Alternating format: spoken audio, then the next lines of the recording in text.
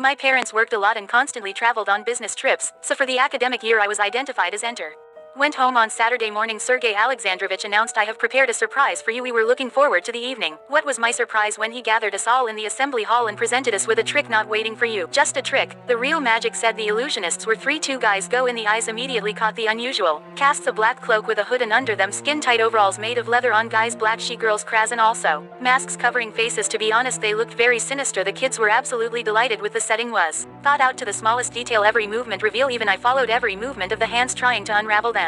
I got carried away and forgot the tricks, admiring the skill of Nikita's bite, and the case caused the guys to disappear into the boxes and appeared backstage. Another saw it in a box and three were immersed in a barrel of water, but he came out the essence of Sergey Alexandrovich rejoiced like a child. I didn't think it would be so great and was surprised almost for free and asked again, without a plan, until when I said that the performance for children is our guests said that they were ready to hold a free short program performance. I surprised Sergey Alexandrovich. This gang just said that they would need to eat, organize in the dining room and all. Some kind of suspicion moved somewhere deep inside me. Well, I didn't attach this badge. How I regretted it later. Meanwhile, on the stage, the five graders were spinning around the girl in red, because of her hat.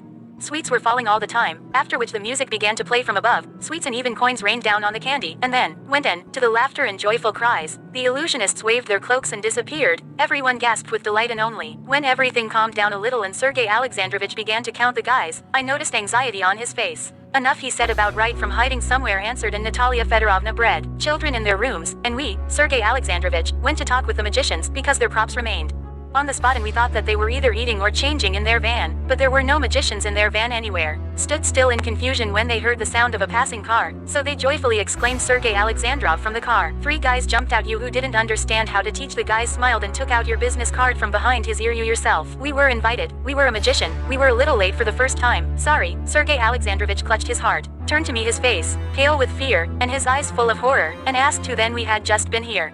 I realized that none of the illusionists ever took off their mask, gloves or hat, even when they installed the device. They disappeared without a trace since that incident. 20 years have passed. We reported to the police immediately, but they are just flatic.